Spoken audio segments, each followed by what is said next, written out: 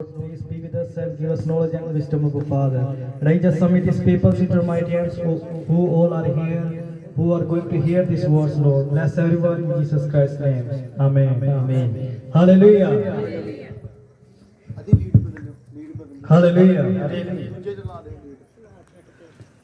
As we know here from the Gospel of John chapter 2 verse 1 to 11, ਜਿਤਨਾ ਅਸੀਂ ਜਾਣਦੇ ਹਾਂ ਯਹੂਨਾ ਦੀ ਅੰਜੀਲ ਉਸ ਦਾ 2 ਅਧਿਆਇ ਉਸ ਦੀ 1 ਤੋਂ ਲੈ ਕੇ 11 ਤੱਕ it is about the marriage. ਇਹ ਵਿਆਹ ਦੇ ਬਾਰੇ ਇਸ ਜਗ੍ਹਾ ਤੇ ਜ਼ਿਕਰ ਕੀਤਾ ਗਿਆ ਹੈ। The marriage which was in the Cana.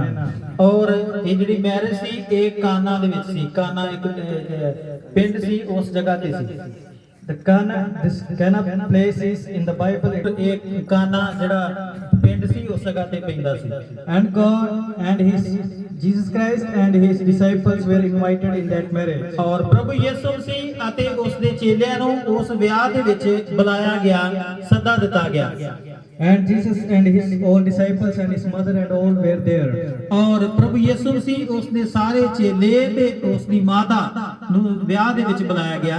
And they all were there and they were enjoying in that place. ਔਰ ਉਹ ਸਾਰੇ ਜਿਹੜੇ ਉਸ ਜਗ੍ਹਾ ਤੇ ਵਿਆਹ ਦੇ ਵਿੱਚ ਆਨੰਦ ਮਨਾ ਰਹੇ ਸਨ।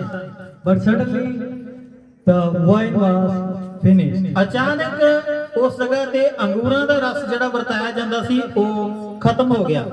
It means when they were serving the wine, suddenly the wine was finished. ਔਰ ਜਦੋਂ ਅਚਾਨਕ ਉਹ ਖਤਮ ਹੋ ਗਿਆ, ਜਿਵੇਂ ਜਦੋਂ ਕਿ ਉਹ ਬਰਾਤ ਨੂੰ ਉਹ ਚੀਜ਼ ਜਿਹੜੀ ਆ ਦਾਖਰਸ ਵਰਤਾ ਰਹੇ ਸਨ ਤੇ ਵਰਤਾਉਂਦਿਆਂ ਉਹ ਦਾਖਰਸ ਜਿਹੜਾ ਸੀ ਉਹ ਖਤਮ ਹੋ ਗਿਆ।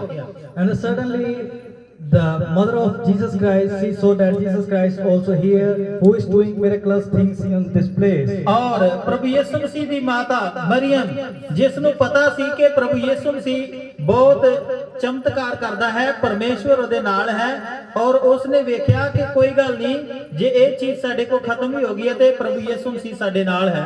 And suddenly when the mother of Jesus Christ told to Jesus Christ to make this wine, but Jesus Christ told to his mother that the time is not yet come. ਹਾਂ, ਤੇ ਪ੍ਰਭੂ ਯਿਸੂ ਮਸੀਹ ਦੀ ਮਾਤਾ ਮਰੀਮ ਨੇ ਕਿਹਾ ਕਿ ਦੇਖੋ ਕਿ ਇਸ ਘਰ ਦੇ ਵਿੱਚੋਂ ਮਤਲਬ ਜੋ ਕੁਝ ਪ੍ਰਾਹੁਣਿਆਂ ਦੇ ਵਾਸਤੇ ਪਰੋਸਣ ਵਾਸਤੇ ਇਹ ਦਾਖਰਸ ਸੀ, ਇਹ ਦਾਖਰਸ ਹੁਣ ਖਤਮ ਹੋ ਗਈ ਆ, ਤੇ ਪ੍ਰਭੂ ਯਿਸੂ ਮਸੀਹ ਨੂੰ ਕਿਹਾ ਕੁਝ ਕਰੋ।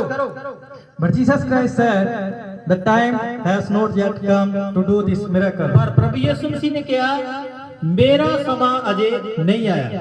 Even though Jesus Christ also don't know this is the time for to do the miracle thing on this place. ਭਾਵੇਂ ਪ੍ਰਭੂ ਯਿਸੂ ਮਸੀਹ ਨੂੰ ਪਤਾ ਸੀ ਕਿ ਇਸ ਜਗ੍ਹਾ ਤੇ ਚਮਤਕਾਰ ਦੀ ਜ਼ਰੂਰਤ ਵਾ, ਇਸ ਜਗ੍ਹਾ ਤੇ ਉਹਨਾਂ ਕੋਲੋਂ ਇਹ ਦਾਖਰਸ ਖਤਮ ਹੋ ਗਈ ਆ ਤੇ ਜ਼ਰੂਰਤ ਵਾ ਕੁਝ ਕਰਨ ਦੀ, ਪਰ ਪ੍ਰਭੂ ਯਿਸੂ ਮਸੀਹ ਨੇ ਕਿਹਾ ਮੇਰਾ ਸਮਾਂ ਅਜੇ ਨਹੀਂ ਆਇਆ।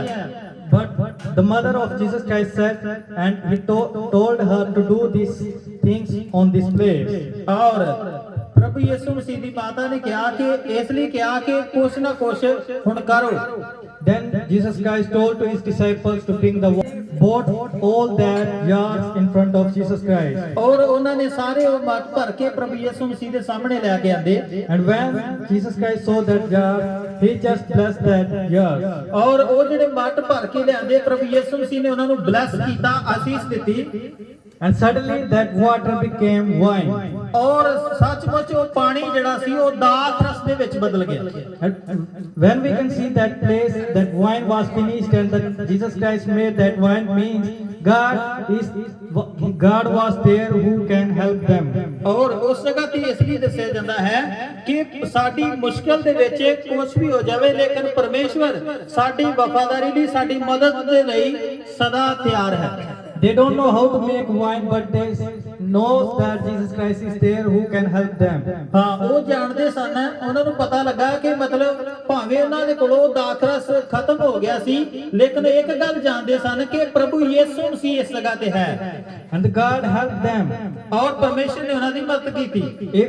The same way in our life also. ਔਰ ਇਸੇ ਤਰ੍ਹਾਂ ਸਾਡੇ ਜੀਵਨ ਦੇ ਵਿੱਚ ਹੈ। When the problems or circumstances come in our life, ਔਰ ਜਦੋਂ ਸਾਡੇ ਜੀਵਨ ਦੇ ਵਿੱਚ ਕੋਈ ਵੀ ਪਰੇਸ਼ਾਨੀਆਂ, ਕਿਸੇ ਵੀ ਤਰ੍ਹਾਂ ਦੇ ਹਾਲਾਤ ਹੁੰਦੇ ਨੇ, We are not thinking about Jesus Christ, but we are doing our things only. ਔਰ ਅਸੀਂ ਪ੍ਰਭੂ ਯਿਸੂ ਮਸੀਹ ਦੇ ਬਾਰੇ ਸੋਚਦੇ ਨਹੀਂ, ਉਸ ਪਰਮੇਸ਼ਰ ਦੇ ਬਾਰੇ ਸੋਚਦੇ ਨਹੀਂ ਕਿ ਉਹ ਸਾਡੇ ਲਾਗੇ ਹੈ, ਨਜ਼ਦੀਕ ਵਾ, ਪਰ ਅਸੀਂ ਆਪਣੇ ਹਿਸਾਬ ਦੇ ਨਾਲ ਉਹਨਾਂ ਪਰੇਸ਼ਾਨੀਆਂ ਨੂੰ ਦੂਰ ਭਜਾਉਣ ਦੀ ਕੋਸ਼ਿਸ਼ ਕਰਦੇ ਹਾਂ। But one thing is there, we must have to call God in our life. ਪਰ ਇੱਕ ਚੀਜ਼ ਉਸ ਜਗ੍ਹਾ ਤੇ ਇਹ ਲਿਖੀ ਆ ਕਿ ਤੁਸੀਂ ਪਰਮੇਸ਼ਰ ਨੂੰ ਦੁੱਖ ਦੇ ਸਮੇਂ ਪੁਕਾਰੋ। ਜਦੋਂ ਸਾਡੇ ਕੋਲ ਪਰੇਸ਼ਾਨੀ ਹੁੰਦੀ ਉਸੇ ਵੇਲੇ ਤੁਸੀਂ ਪਰਮੇਸ਼ਰ ਦੇ ਅੱਗੇ ਗੁੱਟਨੇ ਟੇਕ ਕੇ ਪਰਮੇਸ਼ਰ ਨੂੰ ਪੁਕਾਰੋ। Because God is only who can help you in your troubles. ਕਿਉਂਕਿ ਪਰਮੇਸ਼ਰ ਹੀ ਹੈ ਗੱਲਾਂ ਜਿਹੜਾ ਇਹਨਾਂ ਦੁੱਖਾਂ ਦੇ ਵਿੱਚ, ਉਹਨਾਂ ਮੁਸ਼ਕਲਾਂ ਹਾਲਾਤਾਂ ਵਿੱਚ ਮਦਦ ਕਰ ਸਕਦਾ ਹੈ। Because God only made all these things in this world. ਕਿਉਂਕਿ ਇਸ ਸੰਸਾਰ ਦੇ ਵਿੱਚ ਸਭ ਕੁਝ ਪਰਮੇਸ਼ਰ ਨੇ ਹੀ ਰਚਿਆ ਹੈ, ਪਰਮੇਸ਼ਰ ਨੇ ਹੀ ਬਣਾਇਆ ਹੈ। So He knows how to do all the things on the time. ਕਿਉਂਕਿ ਇਸ ਲਈ ਉਹ ਜਾਣਦਾ ਹੈ ਕਿ ਕਿਹੜੇ ਸਮੇਂ ਕਿਸ ਤਰ੍ਹਾਂ ਕਿਸੇ ਦੀ ਹੈਲਪ ਕਰਨੀ ਹੈ। ਸਾਰਾ ਕੁਝ ਪਰਮੇਸ਼ਰ ਨੂੰ ਗਿਆਨ ਹੈ।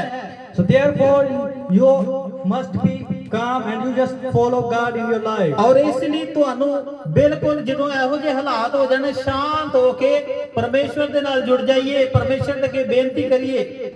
In Bible it is written very clearly that call to God and God will come to you. ਔਰ ਬਾਈਬਲ ਦੇ ਵਿੱਚ ਬੜਾ ਸਾਫ਼ ਲਿਖਿਆ ਹੋਇਆ ਹੈ ਕਿ ਪਰਮੇਸ਼ਰ ਨੂੰ ਪੁਕਾਰੋ ਤੇ ਪਰਮੇਸ਼ਰ ਤੁਹਾਨੂੰ ਉੱਤਰ ਦੇਵੇਗਾ। Come near to God and God will come near to you. ਔਰ ਪਰਮੇਸ਼ਰ ਦੇ ਨਜ਼ਦੀਕ ਆਓ ਤਾਂ ਪਰਮੇਸ਼ਰ ਵੀ ਤੁਹਾਡੇ ਨਜ਼ਦੀਕ ਆਵੇਗਾ। When we put one step to God, God will put two steps to us. ਔਰ ਜਦੋਂ ਅਸੀਂ ਇੱਕ ਕਦਮ ਪਰਮੇਸ਼ਰ ਦੇ ਸਾਹਮਣੇ ਰੱਖਦੇ ਹਾਂ, ਪਰਮੇਸ਼ਰ ਦੋ ਕਦਮ ਸਾਡੇ ਵੱਲ ਰੱਖਦਾ ਹੈ।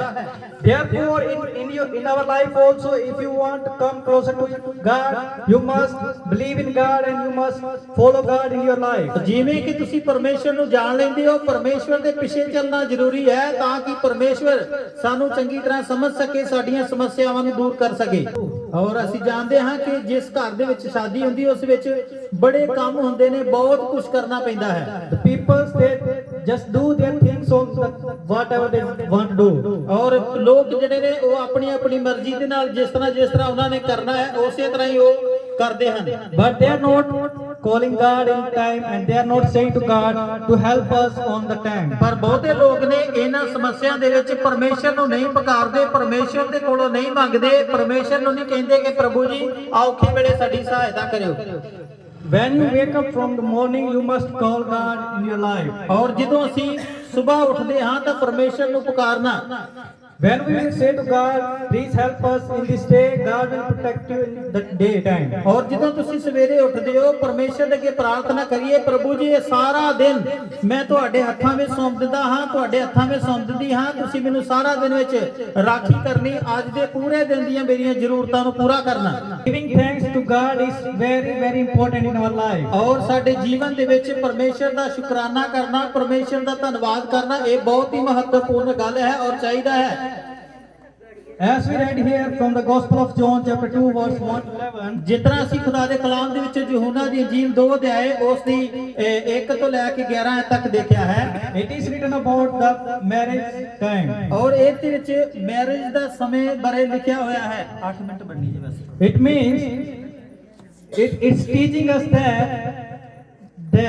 when the people feel that their wine is finished, they just not feel anything, but they just call God in their life. ਔਰ ਉਹ ਲੋਕਾਂ ਨੇ ਜਦੋਂ ਉਸ ਘਰ ਦੇ ਵਿੱਚੋਂ ਦਾਖਰਸ ਖਤਮ ਹੋ ਗਈ ਤੇ ਉਹਨਾਂ ਲੋਕਾਂ ਨੇ ਜ਼ਿਆਦਾ ਹੋਰ ਕੁਝ ਸੋਚਿਆ ਨਹੀਂ, ਸਿਰਫ ਪਰਮੇਸ਼ਰ ਦੇ ਵੱਲ ਨਜ਼ਰ ਮਾਰੀ, ਪ੍ਰਭੂ ਯਿਸੂ ਮਸੀਹ ਨੂੰ ਲੱਭਣ ਦੀ ਕੋਸ਼ਿਸ਼ ਕੀਤੀ। Because they knows that God is there who can help them. ਕਿਉਂਕਿ ਉਹਨਾਂ ਨੂੰ ਇਹ ਵਿਸ਼ਵਾਸ ਸੀ ਕਿ ਪਰਮੇਸ਼ਰ ਸਭ ਕੁਝ ਕਰਨ ਦੀ ਸਮਰੱਥਾ ਰੱਖਦਾ ਹੈ।